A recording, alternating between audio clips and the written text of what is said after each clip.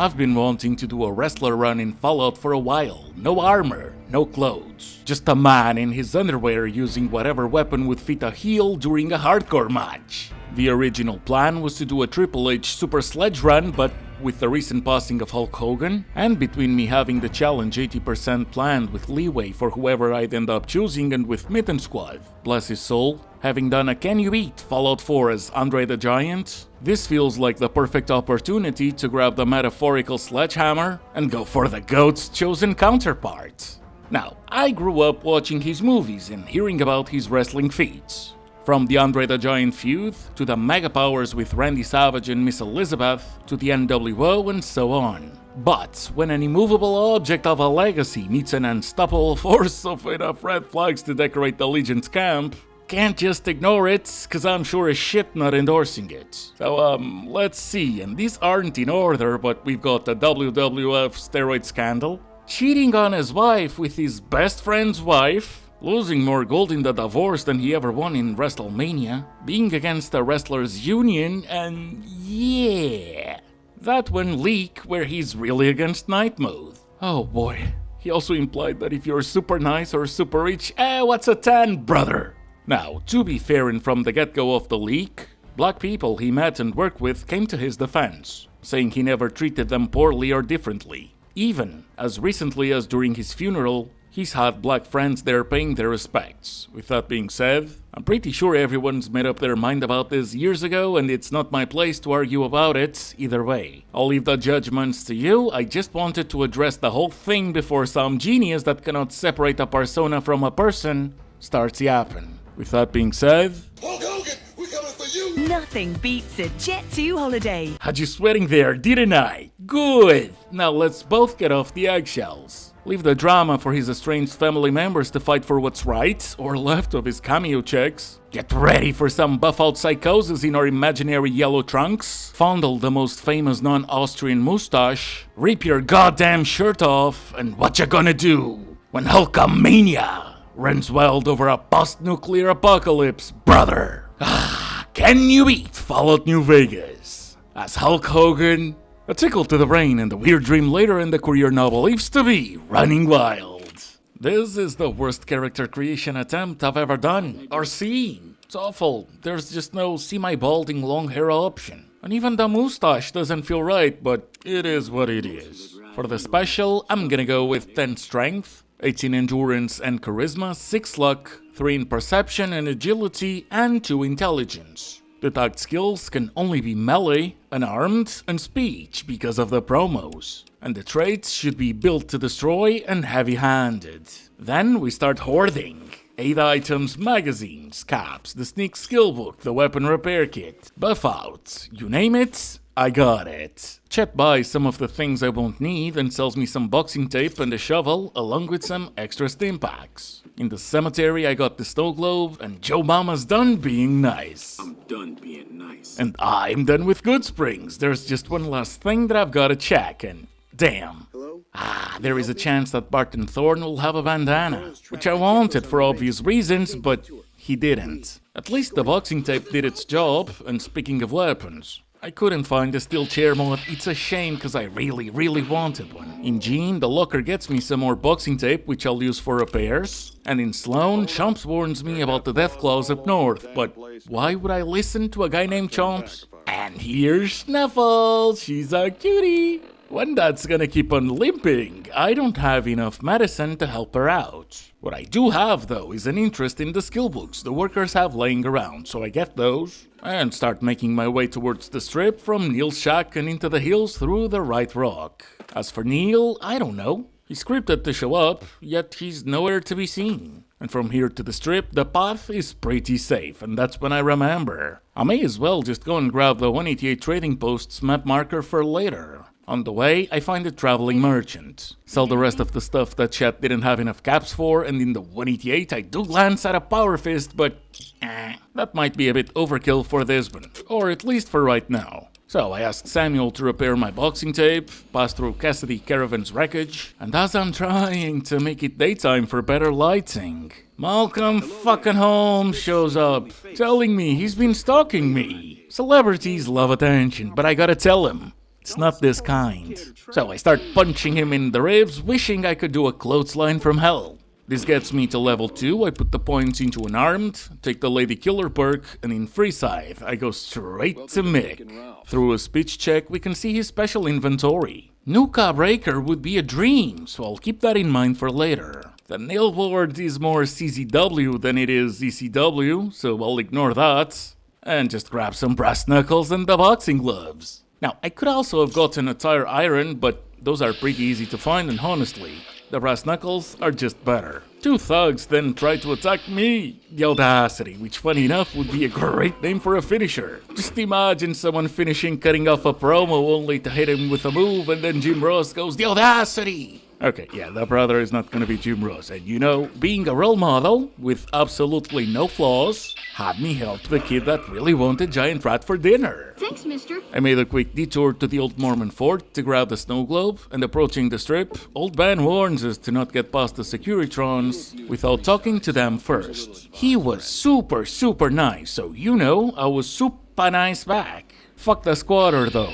Anyways, I passed the cap check, and Victor wants me to go meet Mr. House right away, and I comply, because there's something in the Lucky 38 that I'm after. The golden gloves. I then sell both my snow globes to Jane for 4,000 caps, and everyone's favorite cyborg mommy offers to quadruple the original amount of money we agreed upon the delivery of the platinum chip. If I get it back, and I will get it back, I'll now get 1,000 caps instead of 250. I'll also need to decide who I'll be sticking with. Well, the Legion doesn't even have a women's division, brother. What's the point of flexing as if it was currency if there's no bra and panties matches anymore? I say we bring those back. And it's sure as shit not gonna be with the skirt gang. As for the NCR, they want taxes. I don't pay taxes at the moment, and they're basically fanboys who never paid for a meet and greet. I just show up having done fuck all, and the ambassador wants to meet me? No, brother. It's also quite obvious that Mr. House is an alias for me to understand. McMansion. McMahon. And I already know whose casino I'm picking to open up my own territory. The Mojave Championship Wrestling. In the tops, I can use speech to convince Swank about Benny's little gig of trying to outsmart Mr. House. Knowing that House is not a man to be trifled with, not unless if you want to get kicked out of your cozy casino. Swank sends us to Benny's room to see if we can find concrete proof. Levels 3 and 4 come around, I rounded an arm and melee to 50, put the rest of the points into speech and got the intensive training perk for extra endurance since nothing else fits. And I won't be wearing armor. And in Benny's room we find Yes Man, who's also very nice. So I take a step back, we wait, let him finish, go back to Swank, and tell him, we don't fuck with broke clankers. I don't make the rules, and Swank gets Benny to go to his room. What in the goddamn? You? Now, plan A was to lock Benny in a bathroom with a cazador and see who would cut the better promo. Unfortunately, that was outside my budget, so I just tested the golden gloves. And they were beyond horrible. They do have the chance to knock an enemy out, but they barely do any damage. So, as he's taking a little nap, I'll just go back to the brass knuckles and separate him into more pieces than the NWO had members, or variants. I got me the platinum chip. His goodies got to level 5, kept improving speech, which I won't use against Linnaeus, I just gotta be able to cut promos. And outside, Vulpes tells me that Kaiser's a Hulkamaniac. He's got a gift for us, and would love to see us in person. Back to Mr. McMahon, I give him the platinum chip. We go over the unskippable Securitron demonstration. He wants me to visit Kaiser, who set up shop right on top of House's Securitron bunker. This has me level up yet again. That's points to melee, and I'm going with the toughness perk. Excuse me, but are you the courier who caused all of that trouble in the tops? What trouble? I just saved the chairman from Benny's ego. Emily wants me to betray my boss. I like my paycheck. So, no, I will not be bugging the Lucky 38. She insists, then keeps on insisting, only to insist some more as if I owed money for child support. Jesus, girl, leave! And speaking of leaving, before I start making my way down south, I made sure to grab Sarah's key so I could get me another snow globe. Only then did I fast travel to the 188 and kept on going until Boulder City. You here to pay your respects too? I'm pretty sure I punched Private Kowalski by mistake. I just wanted to hit the monument. That's on me, so I apologized. All my friends that were in Hooverdam backed me up, and I'm here for a reason. I want to see if Jessup's got different dialogue now that Benny's a goner. Lieutenant Monroe gives me the green light to try and defuse the situation between them and the Great Khans, and... What the hell? You're that courier Benny wasted back in Good Springs. Nope, nothing. To be honest, I'm not sure if there's a terrifying presence or some other perk option, but there's absolutely no way of telling Jessup about Benny's fate during the normal dialogue. Feeling defeated, I just used speech to convince them to let the NCR hostages go, told the lieutenant that he indeed could ignore orders to take the Khans down and honor the deal. This gets me accepted by both factions, and for level 7 I keep improving melee and visit Hooverdam. Before entering the building, an NCR ranger stops me to hand me a two-way emergency radio that I will have absolutely no use for. Inside, I grab the snow globe, and on the way to Novak, seeing the Lonesome Drifter reminds me of Hollywood Hogan doing the air guitar thingy, so... The Drifter no longer has the guitar his daddy left him, and in Novak, Ranger Andy can teach us a new unarmed move. It's not the stunner, and I doubt I'll remember to use it, but, you know, it was on the way. And so, a long boring jog later, and I finally pass through Sniper's Nest, go down and reach Cottonwood Cove. I show them the Mark of Kaisar, get recompense of the Fallen since it's free real estate, and I tell Lucullus to start rowing. They force me to disarm, and Kaiser then goes on about his lifelong dream of feeling the ground shake. Lucius has another unmarked move for me to learn. You just gotta have at least an armed 50 to request it, and I stole Sergeant Teddy, cause what's another Make-A-Wish? Melody gets her chewed up Teddy back, the weather monitoring station guard gives me my weapons, I use the platinum chip to access the Securitron vault, and Mr. House shows up on a screen telling me to upgrade his stashed up stock of toasters to their Mark II. The Protectrons go down quite easily, but since I'm wearing no armor in a close combat build, the turrets do prove themselves to be annoying. Knowing what's to come later, this is slightly worrisome. Though I should not get ahead of myself, and oh well, I just gotta down some stimpaks while using VATS for the extra damage, and upgrading the Securiton army becomes an easy task. Now, who's all happy and giggly? I felt the ground shake a while ago. This gets me to level 8, that's more points to melee, and finally, a fitting perk, Super Slam. Back to house, he promises he'll book me in a tag team match later, but right now we're tasked with making contact with the boomers, and making sure that they don't become a nuisance in the future. On the way, we tenderize some raw hamburgers while seeing the brass knuckles not do enough damage against cows. That's bad. In Field's shack, I got me Aveline to sell later, took a nap to replenish my health, and went on to meet George. The boomer that's not really part of the boomers. He wants to make a bet. I want to avenge my Ozzy Osbourne run. I forgot to come back for my profits. So yeah, get fucked, brother. Thanks to the left hill, not only did I make it to the gate, but we even got to see the fireworks as if they were a show. The gate guy's in disbelief. Raquel takes me to Pearl, and we've got to find a way to convince her to side with us in the inevitable upcoming second Battle of Hooverdam. Well, I could just kill her, and loyal, but nah. And interestingly enough, the boomers only accept to side with the player. There's nothing you can do to get them interested in House, the Legion, or the NCR. And whilst Volaire is a bit long when you don't have enough medicine to help the patients, I've got a plan. In their museum, not only do we get another snow globe, but all we've got to do for a ton of fame is simply to listen to their story. TLDR, they were in a vault. They're not cool guys because they want to look at explosions, and they all want to one day pilot a bomber. That's step 1, so step 2. I need to find a ton of scrap metal. The boomers got plenty around, Jack will accept them for fame, but Jack also has a hobby. To stare at a particular girl in the Crimson Caravan, who seems to stare back. She's got binoculars too. I know it's weird, but it is mutually weird.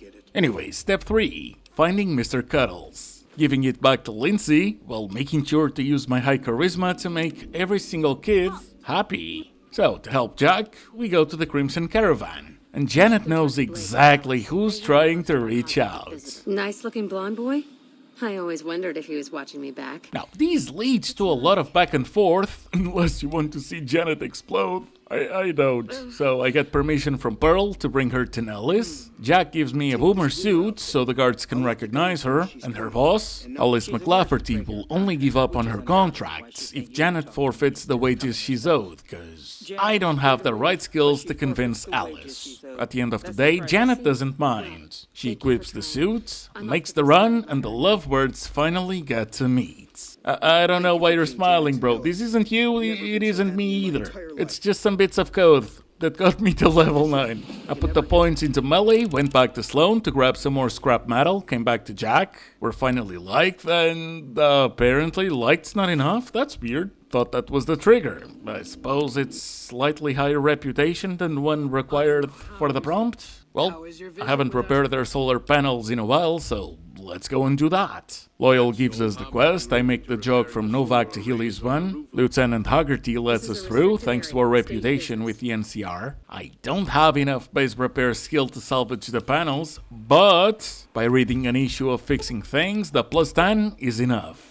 I salvaged the 5 panels in Helios, repaired the 5 in Nellis, Loyal's quest is done, I become idolized, Pearl's happy, and so she opens up about the final piece of their puzzle, the lady in the lake, the bomber they want to retrieve from the bottom of Lake Mead. Loyal explains everything we need to know, he prestons it on our map. I go back to Good Springs to grab a pressure cooker from the house closest to Chet's store and give it to Jack, because with it, he can craft us a rebreather. In the lake, you just got to attach 2 ballasts to the Sky Toaster, press the button, and the boomers will take care of the rest. Pearl agrees to support our efforts in Hoover Dam, no matter who we side with, and back in the Lucky 38 I sell the 3 snow globes to Jane for another 6,000 cabs, and House got another task for us. It seems that the Omertas are being sketchy. He wants to figure out what's up. This gets me to level 10. I maxed melee, put the rest of the points into speech, and took the 2nd rank of the toughness perk. In Gamora, the greeter goes on to babysit my weapons, and the receptionists easily swayed into talking too much. This leads to Cacino coming up to us, wondering why we're poking our nose in his business, and that's simple. I want to steal Cacino's journal and give it to the higher-ups, but first, let's visit Joanna. Well, what do we have here, huh? Let me guess. You've heard about the mistress who makes all your fantasies come true. She's pulling a weird Fortnite dance. I don't have enough flexing skill for the check, so she wants 100 caps instead of giving it up to the brother. So I say, fuck that. Not literally though. Oh, and cherry on top? I went to see if the bartender was selling any buff outs so I can keep on never using buff outs. This body's all natural, baby. Ask Vince. He'll tell ya. And so I just get some psycho instead. I then show the journal to the Omerta thug guarding Zoara so I can get a meeting with Big Saul. Cacino, you dumb motherfucker. Now, my plan is not to side with Big Saul over Cacino. What I want to do is to mess with them both. Big Sal will deal with Cacino, and when I try to go for a cinematic view, you're not gonna believe this. Emily fucking shows up once again, and I missed the hit. At this point, I'm so baffled, I'm not even mad. Big Sal has dealt with the treason, and I don't have my weapons. So I go for a quick in and out, choose to keep my concealed weapons. It's only the brass knuckles. And since the only person I really have to deal with is Big Sal, that's what I do. I cannot expect House to expand the strip. We hit a home run. And since the Omertas will attempt Operation Rocket to take over the strip during the second battle of Hoover Dam, while failing miserably, I might as well just send them into disarray now. Though now that I think about it, I guess I wasn't thinking about it, because I just messed up their plans to the point where they won't get canonically obliterated. Whatever. I'm sure I'll be able to convince House to let me set up shop. And speaking of House, he's not too pleased about our investigation. To be fair, that is what you get when you hire Hulk Hogan to play Sherlock Holmes. Up next, he wants us to destroy the entire Mojave chapter of the Brotherhood of Steel. Awesome! A middle-aged man in his underwear against dozens of tin cans. And here's when I remembered that there's a snow globe in the cocktail lounge. So that's another 2,000 caps, and I got Nuka Breaker. I tested on the Bark Scorpions between Sloan and Hidden Valley and in the right bunker. A paladin's getting kinky. Clothes, armor, everything. I want you stripped down to your underwear. He gets depressed when he realizes that the game's engine won't actually let me remove anything else. I tell him, same. Ripping the shirt off would have been extremely immersive. And by the time we're done with meeting people whose main purpose in life is to introduce us to other people, we are finally face to face with their elder. McNamara wants me to go and investigate an NCR ranger that's been around, while I'm wearing an explosive collar around my neck. So I tell him I'll take care of it. I get my weapons back, and in a nearby bunker, I don't even give Dobson the chance to talk. How do you know he won't be missed? That other rangers won't come looking for him? Or NCR patrols? I don't. I also fail to see where any of that is my problem. Idiots. Despite our failure, we're now allowed to come in and out of their bunker, and McNamara's got some more tasks for us, but I'm more interested in showing him that I'm not here for karma, just for the kayfabe. The Elder goes down in 1 hit, that's all it takes for me to become vilified, and I was quite surprised to see the Paladins getting destroyed this easily. Let's go! I grabbed the Elder's keycards, grabbed all their equipment, tried my luck against the turrets, and I knew it. These are demons, and I'm being hell-bent on destroying these guys one by one without armor. That's probably not my smartest moment. But the Paladins are easy. I'll just have to avoid the turrets, so I change the plan, make a beeline to the quarters, and wait. One by one, almost everyone in this floor will come to me, and that will be their demise. And well, there's 3 people that will not come to me, but one's a vendor, and the other 2 are scribes. So, with the first floor not yet done, but outsmarted, I make a quick trip back to Chet and to Doc Mitchell for steam packs, come back, test the zap glove on the turret closest to the vendor, Night Torres. The other turrets are not targeting me, thank God, and simply by not standing still, this turret becomes pretty useless. Unfortunately, all of the others would put me on a 2-on-1 or 3-on-1 disadvantage, so I'll just be ignoring those. And then we just run and heal until we reach the 2nd level. The scribes are really not fit for combat. Unlike Lorenzo's man, they get the best of me. So I devise another plan. And what you gonna do when Hulkamania and the largest arms in the world run wild on you? Same strategy. I opened the door so they'd be able to come after me, quick save, then waited in the hallway.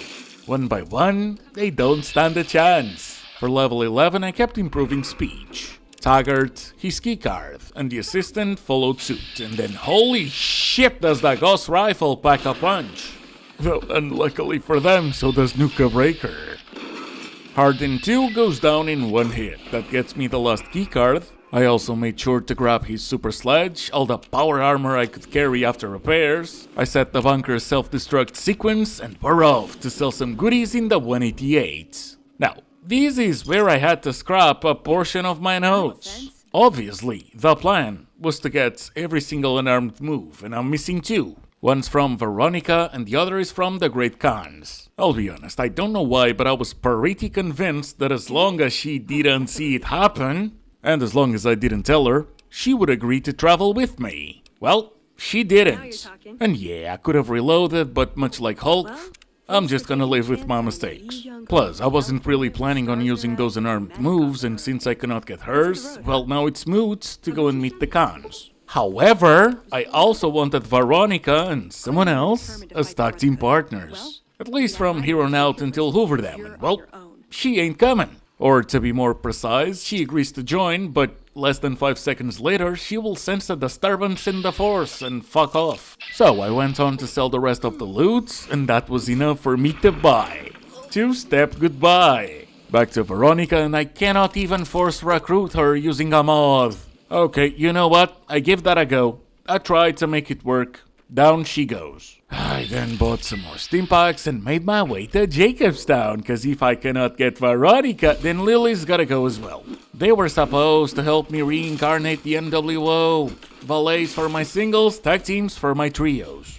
Just imagine Nuka Raker, Veronica's Power Fist, and Lily's Vertibird Blade. Man, that would have been glorious. Oh, and when I put my weapon down, Marcus and the other jacked up Smurfs didn't care, they just let me go. Some friends, huh? Back to house, and we're now tasked with helping the NCR on House's behalf. The Legion plans on assassinating Kimball, And the more we seem like good friends of the NCR, the less people will have shooting at us later. And here's Private Jeremy Watson. Hey-o! And so, the way this goes is that this engineer right here will fail the assassination attempt miserably. And I knew he would have a redundant failsafe detonator, seems that Grant doesn't want it. And that's when we see an NCR sniper practicing free falling. That's odd. So I go to check that out, and it seems the president's speech doesn't stop if you engage in conversation.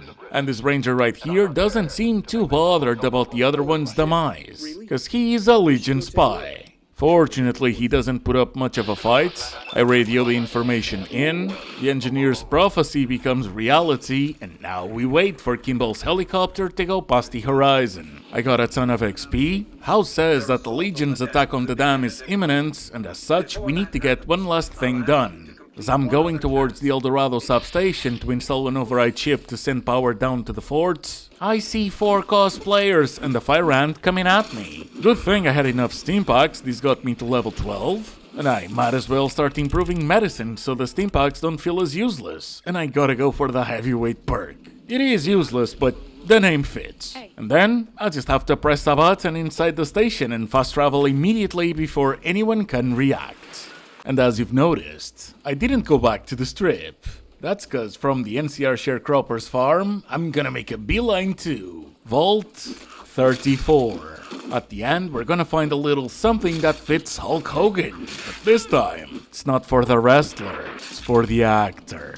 So I go through half a dozen geckos, and as I'm getting ready to go over what's likely to be over 2 dozen ghouls, one of the motherfuckers jump scares me. Damn, I wasn't ready. But I lived, got to level 13, kept improving medicine, kept clearing the vaults, including the armory, but to get in there, there's a couple things that I need to do. The first is to equip the rebreather, then to get the second passwords and use it to activate the pump station. And I didn't mention the first password, cause I forgot about it. So I backtracked, used it to unlock the Overseer's office, clear the path once again, and great, more turrets. Oh, and the Overseer's way sturdier than I remember. It's ridiculous. Anyways, after a couple tries, I carefully got the passwords, opened the door to the armory, and after taking care of the last 3 ghouls, we get the All-American for a real American. Cause yeah, brother. Well, let me tell you something, brother. I fight for the rights of almost every man.